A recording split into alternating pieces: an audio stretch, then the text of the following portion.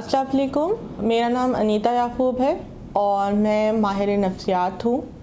और आज के प्रोग्राम में हम डिस्कस करेंगे एंगर मैनेजमेंट के हवाले से कि गुस्सा जो है वो क्यों आता है, इसकी क्या वजूहात हैं और इसका क्या ट्रीटमेंट हो सकता है।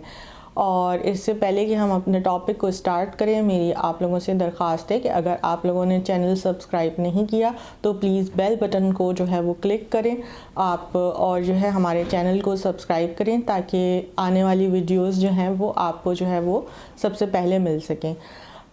इस टॉपिक को शुरू करने से पहले हम अगर अपने माशरे पे नज़र डालें तो आजकल आप देख रहे हैं कि हमारे माशरे में गुस्सा, अदम बर्दाश्त और जो है मिजाज में तेज़ी जो है बहुत ज़्यादा आ गई है। और यंग जनरेशन में ऐसे जो हैं मसले बहुत ज़्यादा बढ़ते चले जा रहे हैं।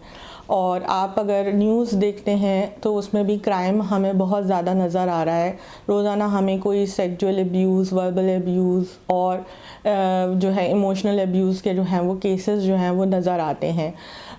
तो इनकी क्या वजूहात हैं, ये एंगर है क्या और इसका क्या ट्रीटमेंट है, इससे रिलेटेड हमने ये ज़रूरी समझा कि आज की इस वीडियो में हम ये सारी चीज़ें जो हैं वो डिस्कस करते हैं।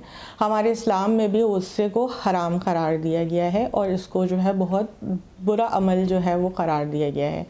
अगर हम जो है वो गुस्से को पहले समझें कि गुस्सा है क्या, तो बेसिकली ये भी एक नेचुरल इमोशन है। जैसे आपको एक्साइटमेंट फ़ील होती है, आपको जॉय फ़ील होता है, हर्ट होते हैं, और जैसे आम सारे आपके इमोशंस हैं वो बिल्कुल उसी तरीके से गुस्सा भी है। और गुस्सा आना जो है वो कोई बुरी बात नहीं है। अगर जो है नॉर्मल रेंज में आपको गुस्सा आता है तो वो बिल्कुल ठीक है।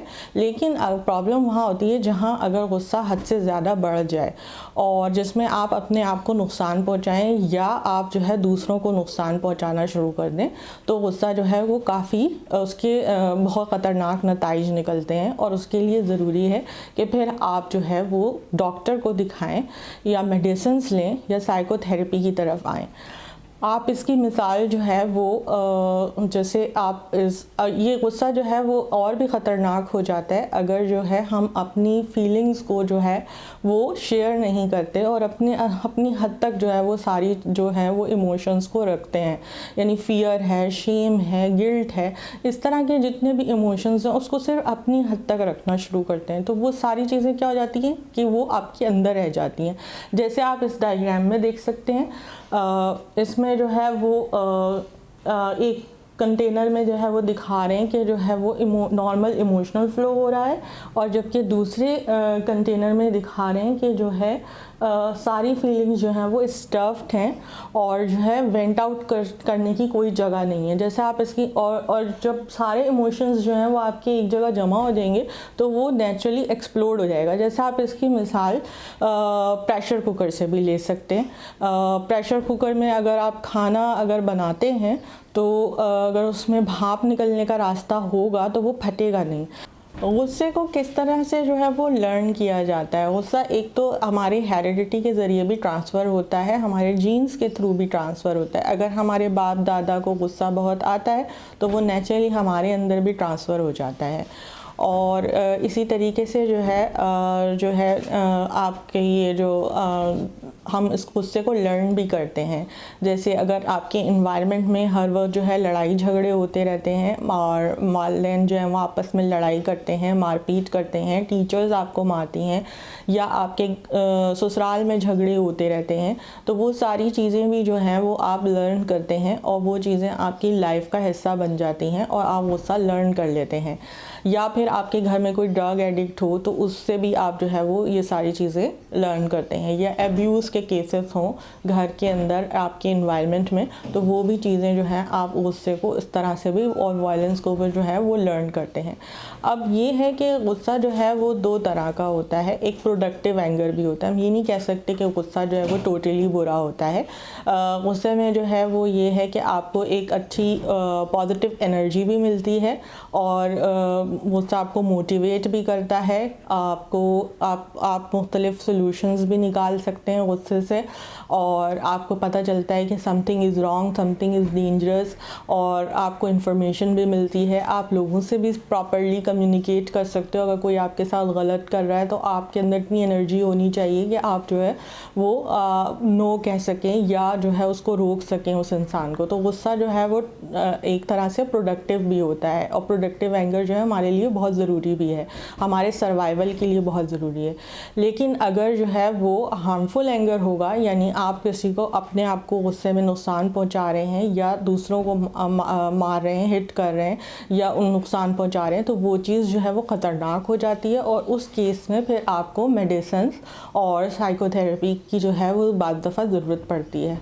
और अगर हम देखें, आप स्टिमुलस और रिस्पॉन्स को हम समझते हैं कि एक नेचुरल सी बात है। अगर आप बिल्ली की दुम पे पाँव रख देंगे तो बिल्ली जो है वो भिपराएगी, गुस्सा करेगी, ठीक है। यानी उसको स्टिमुलस मिला कि आपने उसके दुम पे जो है वो पाँव रख दिया, तो उसको नेचुरली गुस्सा आएगा, ठीक है। तो ये उसका रिस्पॉन्स होगा कि वो आपको पंजा मारेगी। लेकिन अगर इसी तरीके से कोई इंसान एक इंसान को थप्पड़ मारता है तो उसके बदले में वो वापस थप्पड़ मारे या कुछ और बिहेवियर करे या रिस्पॉन्स दे, ये उसके इख्तियार में होता है। तो यानी स्टिमुलस और रिस्पॉन्स के बीच में इंसान के पास जो है वो इख्तियार होता है कि वो जो है वो कैसे रिस्पॉन्ड करे। तो ये इसीलिए इंसान को अशरफुल मखलूक़ात बनाया है कि वो जो है सोच विचार कर सकता है कि मुझे जो है इस सिचुएशन में क्या रिस्पॉन्स करना है। और ये खुसूसियत जो है वो अल्लाह ताला ने इंसान को जो है वो दी है कि उसको इख्तियार दिया है, उसको सोचने समझने की सलाहियत दी है कि वो किस तरीके से जो है वो इस चीज़ को करे। और इसकी ट्रेनिंग होती है, यानी आप जो है वो सिचुएशन परसेप्शन ट्रेनिंग कहलाती है। ये आप हासिल करेंगे तो आप जो है अपने ऊपर जो है वो अपने इख्तियार को जो है वो और मजबूत करते चले जाएंगे, और आप फौरी रिस्पॉन्ड नहीं करेंगे बल्कि अपनी सोचने समझने की सलाहियतों को यूटिलाइज़ करेंगे। जैसे आप इस डायग्राम में देख रहे हैं, इसमें जो है वो स्टिमुलस और रिस्पॉन्स के बीच में जो है वो आपकी परसेप्चुअल इंटरप्रिटेशन के बारे में बात की हुई है कि अगर कोई आपके कपड़ों पे कॉफ़ी गिरा देता है तो आप कैसे रिस्पॉन्ड करते हैं। जैसे एक पर्सन जो है बहुत वायलेंट हो जाता है, गुस्सा करता है, जबकि दूसरा कहता है ये एक्सीडेंटली ऐसा हो गया मेरे साथ, इसमें इस बंदे की गलती नहीं है। तो ये सब आपकी इंटरप्रिटेशन, आपका थॉट प्रोसेस होता है जो आप उसकी ही बेसिस पे आपके सारे एक्शन जो हैं वो प्रोड्यूस होते हैं।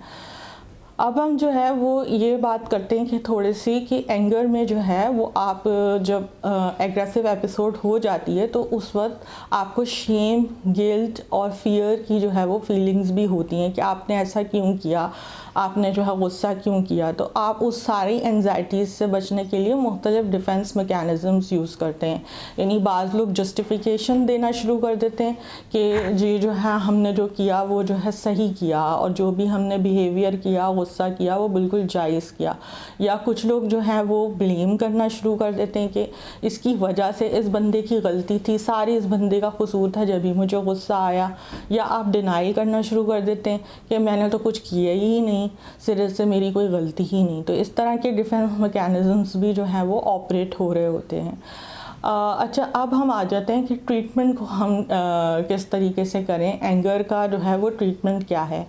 अगर एंगर मैनेजमेंट और उसकी इंटरवेंशंस पे बात करते हैं तो सबसे पहले हमें ये समझना होगा कि हमारे जो लाइफ साइकिल है वो 4 कंपोनेंट्स पे बनी हुई है। यानी मेंटल हेल्थ, आपकी स्पिरिचुअल, फिज़िकल, ठीक है, इमोशनल हेल्थ। ये आप डायग्राम में देख सकते हैं, ये सर्कल है, और इस डायग्राम के अंदर, सर्कल के अंदर सारे 4 कंपोनेंट्स हैं, और जो है सारे 4 कंपोनेंट्स को आपको बैलेंस रखना बहुत ज़रूरी है।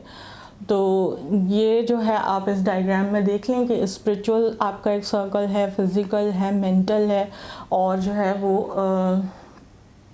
फ़िज़िकल, मेंटल, इमोशनल, ये सारे जो कंपोनेंट्स हैं इनको मैनेज करना बहुत ज़रूरी है। अब हम आ जाते हैं कि एंगर को किस तरीके से मैनेज किया जाए। एंगर को मैनेज करने के लिए आपको कोपिंग रिस्पॉन्सेस सीखने होंगे।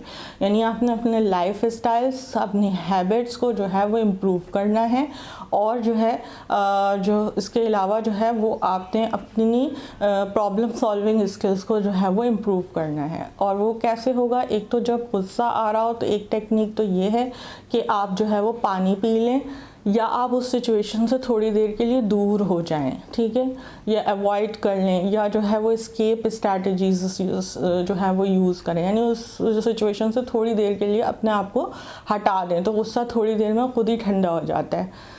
और या फिर आप जो है वो 100 से जो है वो बैकवर्ड काउंटिंग स्टार्ट कर दें, यानी ये छोटी छोटी टेक्निक्स हैं जिससे आप अपने आप को अटेंशन को डाइवर्ट करते हैं। गुस्सा आने की सूरत में आप इन तमाम छोटी छोटी टेक्निक्स पर अमल करके अपने गुस्से पे काबू पा सकते हैं। इसके अलावा जो टेक्निक है वो ये है, जो बहुत अच्छी टेक्निक है, वो है एंगर एक्शन, जिसमें मैं आपको एक केस डिस्कस करूँगी कि दो मियाँ बीवी का केस है कि वो फाइनेंशियल क्राइसिस में बहुत आपस में लड़ते झगड़ते थे। एक दिन मारपीट तक बात आ गई तो बीवी ने सोचा कि क्यों ना मैं कुछ और सोचूं गुस्सा करने के बजाय। तो उसने फौरी से ये सोचा, एक प्लान उसके जहन में आया और फिर उसने अपना वो प्लान अपने हस्बैंड से डिस्कस किया कि बजाय हम बहस मुबाहिसा करें, हम चाहिए कि अपना बजट रिव्यू करें और अपनी जो है होम फाइनेंसिंग वगैरह को देखें, ताकि जो है हमें पता चले कि हमारे अखराजात क्यों इतने बढ़ते जा रहे हैं। और उसके हस्बैंड ने भी ओके कर दिया, फिर दोनों ने मिलकर सोल्यूशन निकाला और फिर उनका मामला सॉल्व हो गया। उनको लगा कि हाँ कुछ अखराजात जो हैं वो खुद वो लोग कर रहे हैं जिसकी वजह से उनको प्रॉब्लम्स आ रही हैं। तो एंगर एक्शन जो है वो बहुत बेहतरीन टेक्निक है जिसमें आप सोल्यूशन की तरफ चले जाते हो और उससे जो है वो एग्रेसिव आउटबर्स्ट नहीं होते और आप जो है वो एंगर को अच्छे तरीके से कंट्रोल कर लेते हैं। इसके अलावा जो कोपिंग स्किल्स हैं जो आपको अक्सर पता ही होंगी, यानी आप जो है वो रिलैक्सेशन टेक्निक को यूज़ करें।